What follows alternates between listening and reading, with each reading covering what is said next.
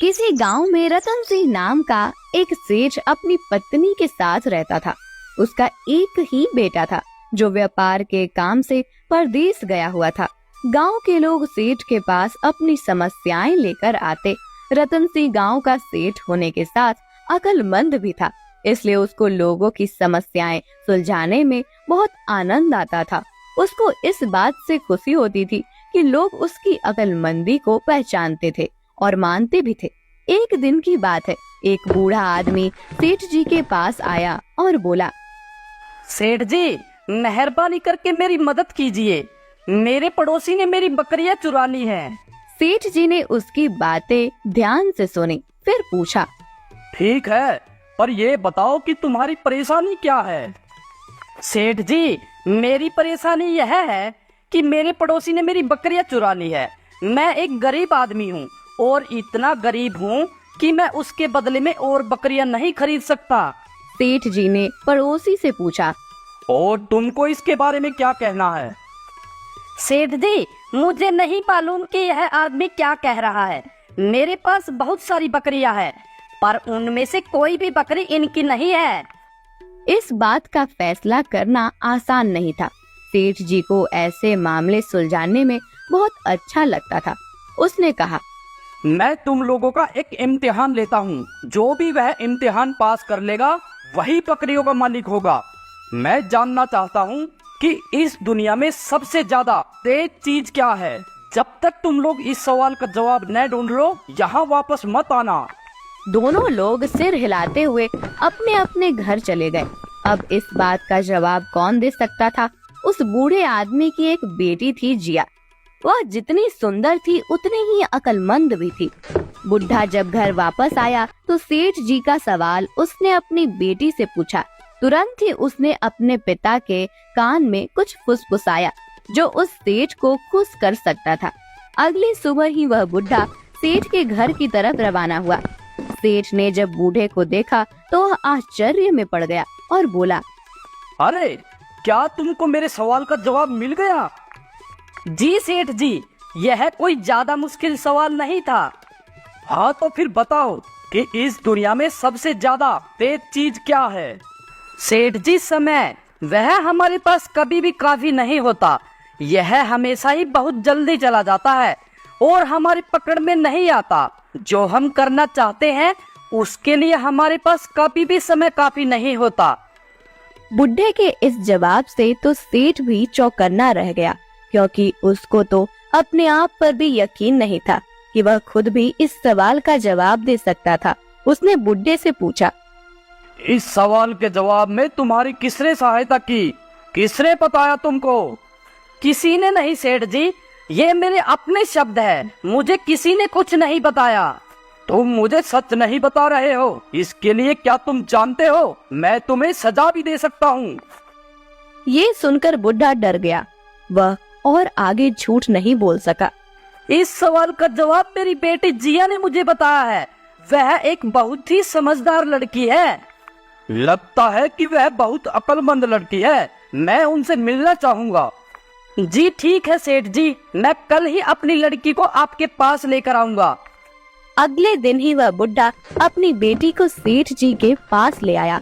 सेठ जी तो पहले ही उसकी अक्लमंदी का सिक्का मान गया था और उसको देखकर तो वह उसकी सुंदरता का भी सिक्का मान गया और बोला, तुम बहुत अक्लमंद हो और साथ में सुंदर भी। यह मेरे लिए बड़ी इज्जत की बात होगी अगर तुम मेरे बेटे के साथ शादी कर लो। जिया ने जवाब दिया, सेठ जी, यह बात बोलकर तो आपने मेरे घर की इज्जत ही बढ़ा दी। हालांकि सेठ जी इस बात से बहुत खुश था कि उसको इतनी सुंदर और अक्लमंद बहू मिल जाएगी, पर वह उससे डरा हुआ भी बहुत था, क्योंकि वह वाकई बहुत अक्लमंद थी। वह नहीं चाहता था कि वह उसके पास आने वाले मामलों में दखल दे। वह अपनी इज्जत को, जो उसको अपनी अक्लमंदी की वजह से मिली हुई थी, किसी से बांटना नहीं चाहता था, अपनी पत्नी से भी नहीं।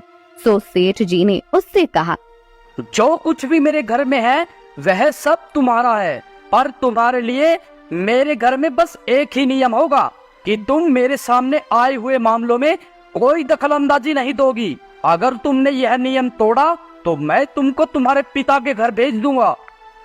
जी ठीक है, आप जैसा बोलोगे मैं वही करूँगी। कुछ दिन के बाद जब सेठ जी का लड़का व्यापार करके परदेश से अपने घर आया तो सेठ जी ने अपने लड़के की शादी जिया से कर दी। कुछ समय तक तो सब ठीक चलता रहा। सेठ जी के पास लोग अपने मामले लेकर आते और वह उनको सुलझाते और जिया अपने घर के काम में लगी रहती।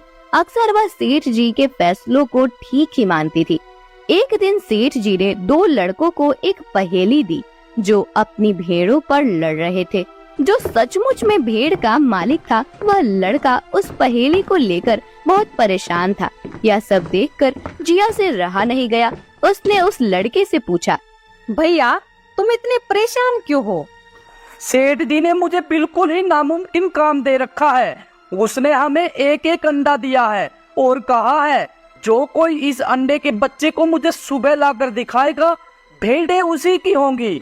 जिया जानती थी कि उसको उस लड़के की सहायता नहीं करनी चाहिए, पर इसका हल बहुत ही साफ था और वह लड़का उस काम को लेकर वाकई बहुत परेशान था। तो वह उसको उसके काम का हल बताए बिना न रह सकी। उसने लड़के से कहा, सेठ जी के पास थोड़ा सा चावल लेकर जाओ और उससे कहो कि वह उस चावल को आज ही बो दे, ताकि तुम कल सुबह उस अंडे में से निकले बच्चे को वह मुलायम ताजा चावल खिला सको। उसको भी पता चल जाएगा कि एक दिन में चावल उगाना उतना ही नामुमकिन है जितना आज के अंडों में से सुबह चूजे का निकलना। लड़का यह सुनकर बहुत खुश हुआ। वह तुरंत ही सेठ जी के पास चावल लेकर गया और जो शब्द जिया ने उससे कहे थे उसने वही शब्द जाकर सेठ जी से कह दिए। पर सेठ जी यह सुनकर खुश नहीं हुआ। वो बहुत गुस्सा हुआ। उसने पूछा, किसने कहा तुमसे यह सब? किसने दिए तुम्हें चावल? तुम्हारे जितने बड़े बच्चे के लिए ये शब्द बहुत ज्यादा अक्लमंदी के है। ये मेरे ही शब्द है सेठ जी, ये मेरे ही विचार है। किसी और ने इसमें मेरी कोई सहायता नहीं की। देख लो, अगर तुमने झूठ बोला तो मैं तुझको सजा दूंगा।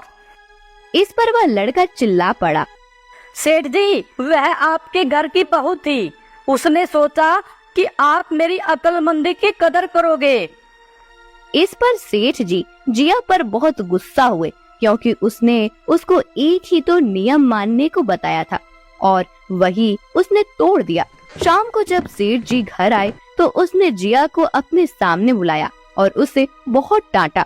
उसने कहा, बहू, क्या तुमको मालूम नहीं है? मैंने तुमको केवल एक ही नियम मानने के लिए कहा था और वह भी तुमने नहीं माना। जाओ, अब तुम अपने पिता के घर चली जाओ। सेठ जी की पत्नी बोली, जी, इस तरह से बहू को घर से बाहर निकाल दोगे तो लोग हमारे बारे में क्या कहेंगे? इसकी पहली और आखिरी गलती समझकर इसे माफ कर दीजिए। आगे से ये ऐसी गलती कभी नहीं करेगी। मैं इसे समझा दूंगी। सेठ अपनी पत्नी की बात से सहमत हो गया। एक दिन जिया कुएं पर पानी भरने गई हुई थी। तभी कहीं से 4 राहगीर वहां आ पहुँचे। उनमें से एक राहगीर बोला, बहन, मैं बहुत प्यासा हूँ, क्या मुझे पानी पिला दोगी? जिया को पानी पिलाने में थोड़ी झिझक महसूस हुई। उसके पास लोटा या गिलास भी नहीं था जिससे वह पानी पिला देती। इसी कारण वहाँ उन राहगीरों को पानी पिलाना उसे ठीक नहीं लगा। फिर उससे पूछा, आप कौन हैं? मैं एक यात्री हूँ। यात्री तो संसार में केवल 2 ही होते हैं। आप उन दोनों में से कौन हैं? अगर आपने मेरे इस सवाल का सही जवाब दिया तो मैं आपको पानी पिला दूंगी, नहीं तो मैं पानी नहीं पिलाऊंगी। बेचारा राहगीर उसकी बात का कोई जवाब नहीं दे पाया। तभी दूसरे राहगीर ने पानी पिलाने की विनती की। जिया ने दूसरे राहगीर से पूछा, अच्छा, तो आप बताइए कि आप कौन हैं? दूसरा राहगीर तुरंत बोल उठा, मैं तो एक गरीब आदमी हूँ। भैया, गरीब तो केवल 2 ही होते हैं। आप उनमें से कौन हैं? प्रश्न सुनकर दूसरा राहगीर चकरा गया। उसको कोई जवाब नहीं सूझा तो वह चुपचाप हट गया। तीसरा राहगीर बोला, बहन, मुझे बहुत प्यास लगी है। ईश्वर के लिए तुम मुझे पानी पिला दो। अब आप कौन हैं? बहन, मैं तो एक अनपढ़ गवार हूँ। अरे भाई, अनपढ़ गवार तो इस संसार में 2 ही होते हैं। आप उनमें से कौन हैं? बेचारा तीसरा राहगीर भी कुछ बोल नहीं पाया। अंत में चौथा राहगीर आगे आया और बोला, बहन, मेहरबानी करके मुझे पानी पिला दे। प्यासे को पानी पिलाना तो बड़े पुण्य का काम होता है। आप कौन है? बहन, मैं तो बड़ा ही मूर्ख हूँ। मूर्ख तो संसार में केवल 2 ही होते हैं, आप उनमें से कौन है? वह बेचारा भी उसके प्रश्न का उत्तर नहीं दे सका। चारों पानी पिए बगैर ही वहाँ से जाने लगे तो जिया बोली, यहाँ से थोड़ी ही दूर मेरा घर है, आप लोग कृपया वही चलिए, मैं आप लोगों को पानी पिला दूंगी। चारों राहगीर उसके घर की तरफ चल पड़े। जिया ने पानी का घड़ा उठाया और छोटे रास्ते से अपने घर पहुंच गई। इतने में वे चारों राहगीर उसके घर पहुंच गए। जिया ने उन सभी को पानी पिलाया। पानी पीने के बाद वे राहगीर अपनी राह पर चल पड़े। उसी समय उसका पति भी अपने घर आ गया, जो व्यापार के काम से विदेश गया हुआ था। उसने चारों राहगीरों को अपने घर से बाहर निकलता देख लिया। ये सब देखकर उसे बड़ा दुख हुआ। वह सोचने लगा, मैं तो व्यापार करने के लिए परदेश जाता हूँ और यह मेरी गैर हाजिरी में पराये मर्दों को घर बुलाती है। इसे तो मेरी लिहाज नहीं है। यह सब देखकर अगर मैं चुप रह गया तो आगे से इसकी हिम्मत और बढ़ जाएगी। मेरे पीछे से न जाने क्या क्या करती होगी। फिर एक बात और भी है, बीमारी कोई अपने आप ठीक नहीं होती, उसके लिए वैद्य के पास जाना पड़ता है। क्यों ना इसका फैसला पिताजी पर ही छोड़ दूं। यही सोचता हुआ वह सीधा सेठ जी के पास जा पहुंचा और उनसे सारी बातें बताई।